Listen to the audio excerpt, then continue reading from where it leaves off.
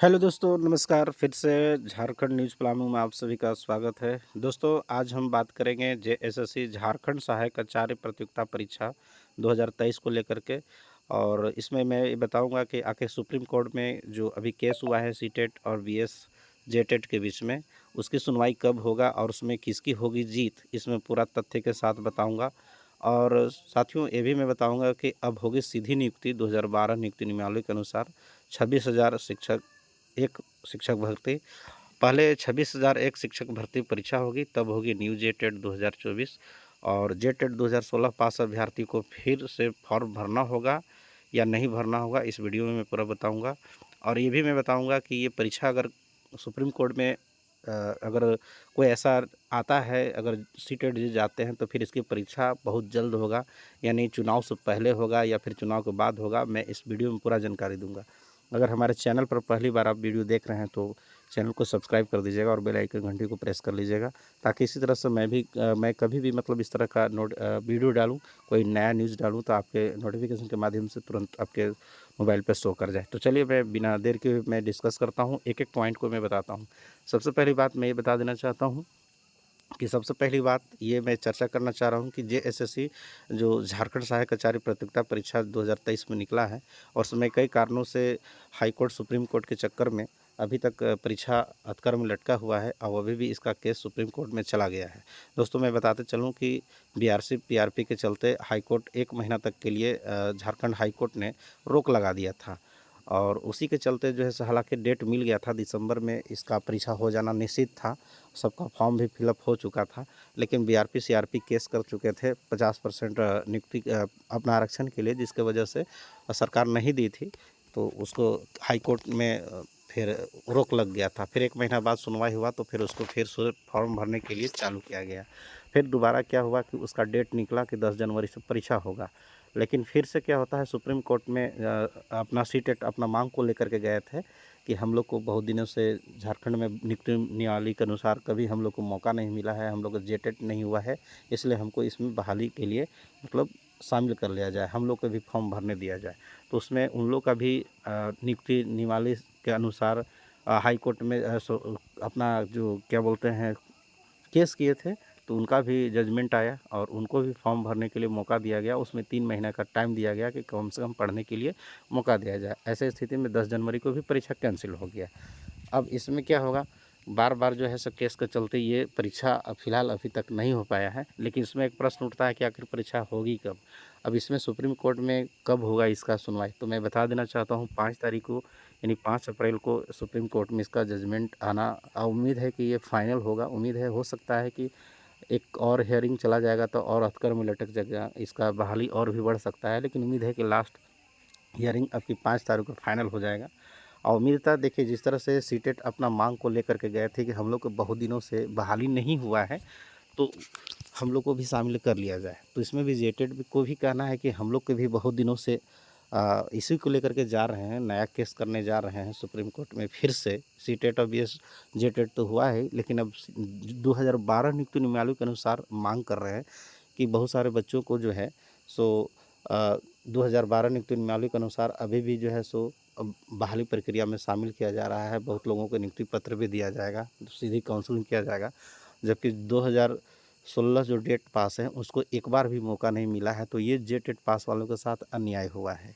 अगर supreme court में या फिर हाई कोर्ट में अगर जिस तरह से सीटेट वाले गए थे कि हम लोग के साथ अन्याय हुआ है, हम लोग को एक भी जेटेट नहीं करवाया है, तो हम लोग को मौका नहीं मिल रहा है बैठने के लिए परीक्षा में, तो हम लोग के भी फॉर्म भर दिया जाए। तो उसी तरह से जेटेट वालों के साथ भी अन्याय ही हुआ है, क्योंकि उन लोग की भी कोई गलती नहीं है। आखिर उन लोग को जेटेट दे चुके हैं और उन लोग को एक बार भी काउंसलिंग करने के लिए मौका नहीं दिया गया है, तो उन लोग भी कहेंगे कि हम लोग के साथ भी अन्याय हुआ है। तो इसी को लेकर के 2012 नियुक्ति नियमावली को मांग करने के लिए क्या है कि हम लोग भी जेटेट पास किए हैं, हम लोग भी शिक्षक पात्रता परीक्षा पास कर चुके हैं, हम लोग को सीधी बहाली होना चाहिए। ठीक है, तो इसी को लेकर के इन लोग फिर से केस करेंगे और इसी में आगे अब क्या होगा सुनवाई, फ़िलहाल 5 तारीख को पता चल जाएगा। तो फ़िलहाल इसमें ऐसा लग रहा है भाषा से संबंधित कुछ बातें होगा। फ़िलहाल सुप्रीम कोर्ट के जजमेंट का इंतज़ार करना है। जीत किसका होगा वो 5 तारीख को पता चल जाएगा। उसमें जैसे ही न्यूज़ आएगा मैं आपको इस चैनल के माध्यम से आपको जानकारी दे दूँगा। लेकिन मैं बता देना चाहता हूँ कि इसमें कहा नहीं जा सकता है, इसमें सीटेट बाहर भी हो सकते हैं और नहीं भी हो सकते हैं। फ़िलहाल अब पता चल जाएगा 5 तारीख को, अन्यथा फिर एक आध और हेयरिंग चला जाएगा तो फिर ये भी केस लंबा खींचा जाएगा। और ऐसी स्थिति में चलिए आगे क्या है और मैं बताता हूँ। चलिए दोस्तों, सबसे पहली बात एक इसमें और है कि क्या 2016 टेट पास अभ्यर्थी पूर्व में परीक्षा फॉर्म भर चुके हैं और नया में जो भरा रहा है और इसमें सब्जेक्ट ऑफरिंग आ रहा है, मतलब चुनने के लिए ऑप्शन आ रहा है नए वालों को, और पुराने वाले में ऐसा कुछ है ही नहीं था। जैसे मान के चलिए कि एसएसटी से कोई फॉर्म भरे हैं तो उसमें इतिहास, भूगोल, नागरिक शास्त्र उसमें चूज करने के लिए अभी ऑप्शन आ रहा है। अब पिछले बार ऐसा कुछ आ नहीं रहा था, तो इसका मैं संशय मिटाता हूँ। चलिए हम ले चलते हैं नोटिफिकेशन की और दिखाते हैं कि आखिर क्या जेएसएससी की तरफ से नोटिफिकेशन है। चलिए मैं बताता हूँ, थोड़ा वेट कर लेंगे दोस्त। देखिए दोस्तों, ये है नोटिफिकेशन आपका। ये देखिए 15/2/2024 को निकला था। कोई भी नोटिफिकेशन आता है तो उसको पूरा पढ़ लेना चाहिए। हालांकि पूरा नोटिफिकेशन नहीं पढ़ने की वजह से सभी लोग आप बोलिएगा कि पुराना ही नोटिफिकेशन तो दिखा रहे हैं, लेकिन मैं पुराना नोटिफिकेशन दिखा रहा हूँ। इसी में कुछ छिपा हुआ है कि आपको पूर्व में जितने भी छात्र इस परीक्षा फॉर्म को भरे हैं तो उनको नया लोगों जो नया अप टू डेट आया है, चाहे नया जो भर रहे हैं, क्या उन्हें भी करना पड़ेगा, उन्हें भी भरना पड़ेगा फिर से। तो चलिए मैं आपको दिखाता हूँ पूर्व में जो नोटिफिकेशन है, इससे में आपका कुछ छिपा हुआ मैं ले चलता हूँ। देखिए मैं दिखाता हूँ, नीचे इसको स्क्रॉल कीजिएगा तो लास्ट में एक पॉइंट है, आपको मैं बता रहा हूँ। देखिए यहाँ पर एक पॉइंट है, मैं जूम करके दिखाता हूँ कि इसमें क्या लिखा हुआ है। स्पष्ट लिखा हुआ है कि आखिर पुराने छात्रों को भरना है या नहीं भरना है। तो चलिए दिखाते हैं दोस्तों। यहाँ पर आप देख सकते हैं साफ साफ लिखा है दोस्तों। थोड़ा सा दिक्कत हो रहा है जूम आउट करने में, और मैं थोड़ा वेट कीजिएगा। ये देखिए, ये है आपका नोटिफिकेशन में लिखा हुआ है और ये मैं आपको दिखा रहा हूँ दोस्तों। ये आपको मैं पढ़ के बता देता हूँ, स्पष्ट क्लियर आपको पता चल जाएगा। तो ये डाउनलोड नहीं होने की वजह से ऐसा हो रहा है। चलिए मैं पढ़ के अब बताता हूँ दोस्तों। तो देखिए वर्णिका जो 3 में दिया गया है दोस्तों, इसको आप जब पढ़िएगा तो पता चलेगा। विवरणिका समय समय पर संशोधित की शेष कंडिकाएँ अथवा है ना यथावत रहेगी। जो शेष कंडिकाएँ जो पहले से है वो चलता रहेगा, है ना। उक्त प्रावधान के आलोक में क्या किया गया है नया में, नए अभ्यर्थियों से ऑनलाइन आवेदन प्राप्त करने के लिए लिंक यथाशीघ्र आयोग के वेबसाइट पर प्रकाशित की जाएगी। यह लिंक मात्र नए अभ्यर्थियों के लिए खोला जाएगा। अतः पूर्व में आवेदन समर्पित करने वाले अभ्यर्थियों को पुनः आवेदन समर्पित करने की आवश्यकता नहीं है। अर्थात जितने भी पूर्व में आवेदन कर चुके हैं, जो छात्र कर चुके हैं, उसको दोबारा फॉर्म भरने की ज़रूरत नहीं है। तो ये बात एक क्लियर हो गया कि जिसको संशय बना हुआ था कि हम लोग को फिर से मौका मिलेगा, फिर से फॉर्म भरना पड़ेगा या नहीं, तो चलिए ये बात आपको हो गया। जो होना था जो भरा गया है इसका, चूँकि एक तरह से देखा जाए तो रिजेक्शन लिस्ट भी आ गया था जो पूर्व में भर चुके थे, और परीक्षा लगभग तय समय सीमा से होना निश्चित हो गया था, लेकिन केस के चलते ऐसा हो गया है। अब बात करते हैं कि परीक्षा कब होगा। तो परीक्षा कब उसका भी मैं कुछ रीज़न बताता हूँ कि ये परीक्षा देखिए दोस्तों, फ़िलहाल इसका डेट देखा जाए तो अभी फॉर्म भरने का बहुत मतलब आज कितना तारीख हो गया, 2 तारीख हो गया, 3 तारीख, 4-5 तक, यानी 4 तक आपको फॉर्म भरना है। आज हो गया 2 तारीख। ऐसी स्थिति में आप देखा जाए तो दोस्तों 4 दिन बचा हुआ है फॉर्म भरने के लिए, तो उसके बाद 8 तारीख तक सारा क्लियर हो जाएगा। अब इसमें क्या है, क्या चुनाव आयोग के द्वारा ये परीक्षा को बाधित किया गया है? तो जी नहीं, ऐसा नहीं है दोस्तों। चलिए इसका प्रूफ मैं दिखाता हूँ, कुछ लेटर है, इसके माध्यम से मैं आपको दिखाता हूँ। दोस्तों ये देख सकते हैं झारखंड सरकार मंत्रिमंडल निर्वाचन विभाग के द्वारा ये आया गया है, लेटर निकल के आया। हालांकि आपको साफ नहीं दिख रहा है, लेकिन मैं पढ़ के बता देता हूँ। इसमें जो विषय जो बातें हैं उसको मैं आपको बता देता हूँ। ये सारा चीज़ निकल के आया है, मैं बता देता हूँ। यहाँ से देखिए ये प्रश्न है, ये प्रश्न का उत्तर में क्या आया है मैं देखो, बहुत सारे छात्रों का भी उत्तर है। प्रश्न है, क्या आदर्श आचार संहिता लागू होने के पश्चात आयोग द्वारा किसी प्रतियोगिता परीक्षा हेतु नया विज्ञापन प्रकाशित किया जा सकता है, हाँ अथवा नहीं? तो ये नहीं कर सकते हैं, इसका जवाब है नहीं, नया भी विज्ञापन नहीं निकलेगा।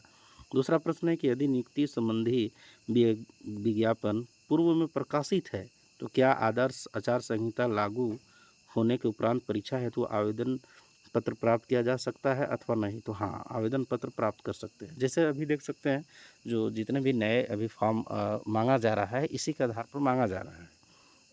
फिर अगला है तीसरा, यदि नियुक्ति संबंधी विज्ञापन पूर्व में प्रकाशित है एवं आवेदन प्राप्त है तो क्या आदर्श आचार संहिता लागू होने के उपरांत परीक्षा में सम्मिलित होने हेतु प्रवेश पत्र निर्गत करने हेतु परीक्षा आयोजित की जा सकती है अथवा नहीं, तो इसका भी हाँ है दोस्तों। तो यही मेन पॉइंट जानना था। देखिए, ये पॉइंट के आधार पर देखिए कहा जा सकता है कि परीक्षा जेएसएससी को आचार संहिता से कोई मतलब नहीं है, ये परीक्षा जब चाहेगी तब ले लेगी। तो जो भ्रम में है कि नहीं अब चुनाव बाद होगा, मई और जून में चला जाएगा, तो उन लोगों के लिए एक मैं आपको जानकारी दे दूं कि ये परीक्षा कभी भी हो सकता है। ये आपका अप्रैल चल रहा है, हो सकता है कि 8 तारीख को परीक्षा 8 तारीख तक फॉर्म जमा किया जाएगा और तुरंत उसका डेट भी निकाल दिया जाएगा दोस्तों। हो सकता है अप्रैल में परीक्षा ले भी लिया जा सकता है, चूँकि चुनाव अपना अलग है मुद्दा, और इसी के आधार पर कहा जाएगा कि ये आपको ये मत सोचिएगा कि मेरे लिए 2 महीना का गोल्डन अपॉर्चुनिटी है। फिलहाल सुप्रीम कोर्ट में केस चल रहा है, वहाँ पर अगर 5 तारीख को अगर कुछ जजमेंट आता है, अगर स्टे नहीं लगता है, तो ये परीक्षा आपको अप्रैल में हो भी सकता है। और 50-50 चांसेस है, माने 50-50 चांसेस है, 50% हो भी सकता है, 50% आपको नहीं भी हो सकता है। कारण मैं इसलिए बता रहा हूँ क्योंकि देखिए, अगर चुनाव में सभी लोग अधिकारी लोग ही व्यस्त रहते हैं, सारे टीचर लोग रहते हैं, सारे परीक्षा चुनाव कराने में सभी टीचर लोग व्यस्त रहते हैं, तो फिर पर्यवेक्षक कौन रहेगा, कौन कराएगा? तो इसलिए उसमें दिक्कत हो सकता है कि मतलब टीचर लोग नहीं रहने की वजह से हो सकता है कि परीक्षा नहीं भी लिया जा सकता है। और यहाँ बात रहे कि फ़िलहाल एग्ज़ाम लेने वाला जो एजेंसी होता है उसका हायर हुआ है या नहीं, वो नया आया है कि नहीं, इसका जानकारी नोटिफिकेशन के माध्यम से नहीं दिया जाता है, वो रख लिया जाता है। और अगर ऐसा हो गया होगा तो बहुत जल्द ही आपका एग्ज़ाम हो भी सकता है, इसलिए सभी लोग तैयारी में लगे रहेंगे। और दोस्तों, वीडियो लंबा हो रहा है, इसके लिए सॉरी, क्योंकि देखिए इसमें कोई बहुत सारे तथ्य हैं जो बताना पड़ता है, थोड़ा संयम रखेंगे, वीडियो को अंत तक देखेंगे। और दूसरी बात मैं बताता हूँ कि ये एक तरह से देखा जाए तो इसमें आपका परीक्षा हो भी सकता है, नहीं भी हो सकता है, अभी कहा नहीं जा सकता है। लेकिन ये भी देखना है कि कंप्यूटर बेस आधार पर ये परीक्षा है, तो उसमें पर्यवेक्षक ज़्यादा ज़रूरत नहीं पड़ता है, इसलिए कंप्यूटर के आधार पर है, तो ये परीक्षा ले भी सकती है। अगर सारा चीज़ ठीक-ठाक सिस्टम होगा तो आपको चुनाव को पहले ही एग्ज़ाम हो जाएगा। आपको पास पढ़ने के लिए अपॉर्चुनिटी, और सरकार यही करता है स्टूडेंट लोग को छाँटने के लिए कि ज़्यादा से ज़्यादा स्टूडेंट कैसे परीक्षा में फ़ेल हों, उसके लिए अचानक आपको परीक्षा का डेट दे दिएगा। आपको तैयारी करने के लिए सोचे होंगे कि मेरे पास 2 महीना है, इतना दिन में पढ़ेंगे, आज कल पढ़ेंगे, आप परसों पढ़ लेंगे, ऐसे कर लेंगे, वैसे कर लेंगे, अभी 2 महीना है, धीरे-धीरे पढ़ रहे होंगे, तो उसके लिए बहुत ही नुकसान होगा। इसलिए तैयारी एकदम जैसे एकदम फास्ट जिस तरह से करते हैं करते रहिए। ये एग्ज़ाम आपको ज़्यादा समय नहीं देगा जेएसएससी, आपको मुश्किल से 10 से 15 दिन के अंदर में, इतना ही का अंतराल में आपको दे देगा, 10 दिन का मौका देगा या 15 दिन का देगा। जैसे जेपीएससी का भी हुआ, हड़बड़ में जिस तरह से एग्ज़ाम हुआ है, उसी तरह से इसका भी हो जाएगा। क्योंकि ये लोग चाहते हैं कि परीक्षा अचानक लें, छात्रों को तैयारी कि अगर पहले ही बता देंगे इतना दिन में हो जाएगा, तो सब छात्र अपने अनुसार तैयारी करता है। तो ये लोग चाहता है कि छात्रों का मतलब तैयारी ना हो ढंग से, मतलब उस तरह के सुस्त पड़ जाए, और जो छात्र चालाक होते हैं वो पढ़ते रहते हैं, तो उन लोग अपना एग्ज़ाम निकाल लेते हैं।